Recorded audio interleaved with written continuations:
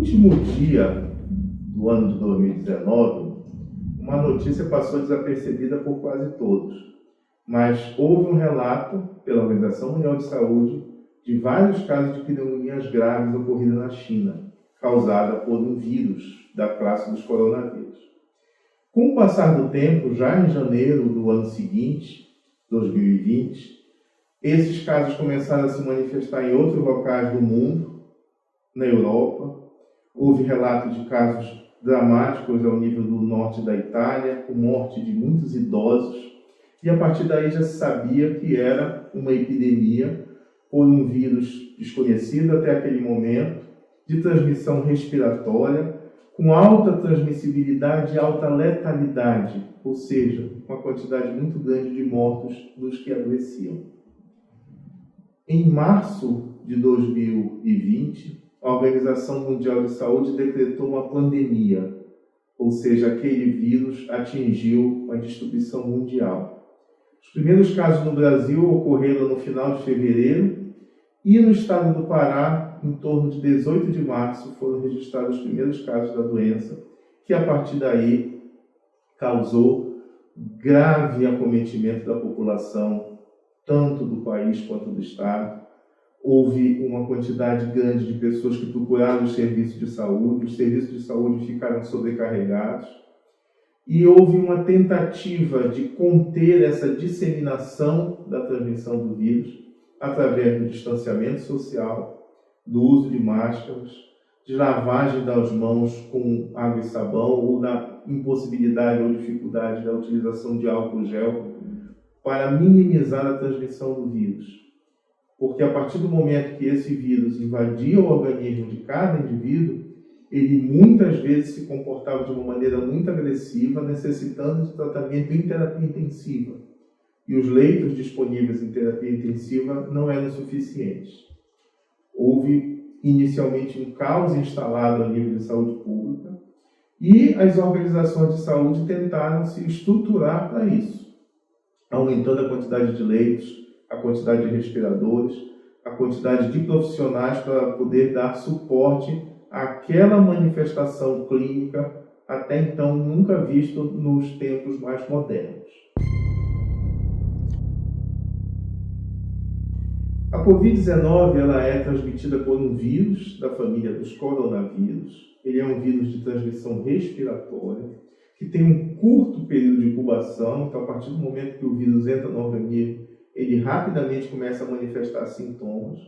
Tem uma alta transmissibilidade por via respiratória e também através de objetos de contato com as pessoas doentes.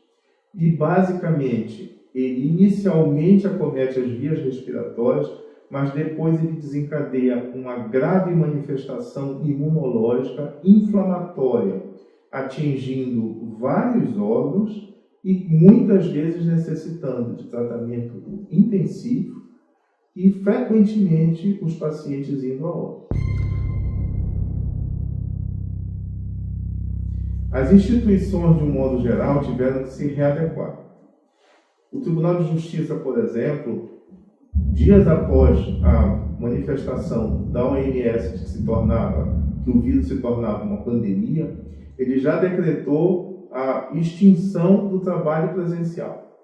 Houve um momento que todos os servidores tiveram que deixar de frequentar as dependências da parte judicial do tribunal para que houvesse uma redução da transmissibilidade desses casos.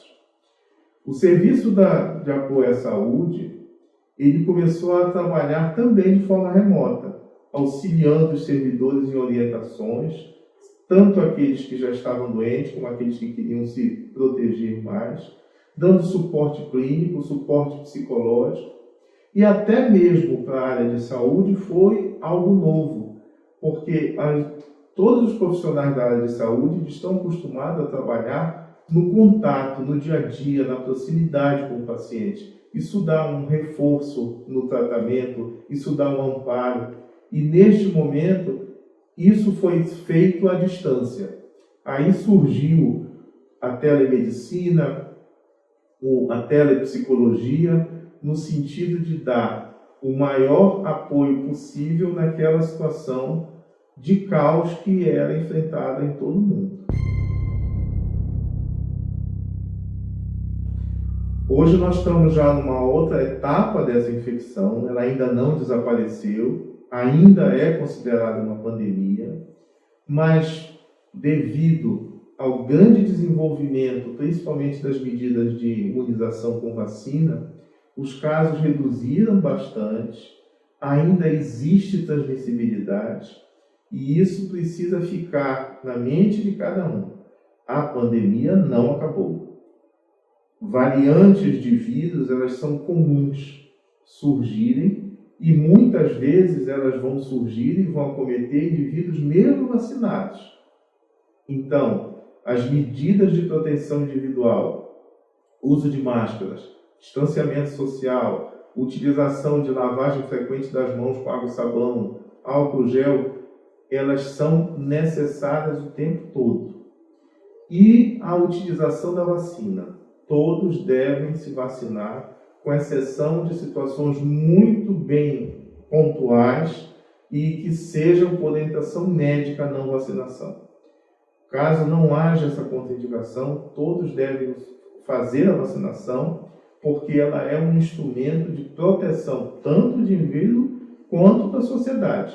Porque um indivíduo que não está doente, ele não transmite o vírus.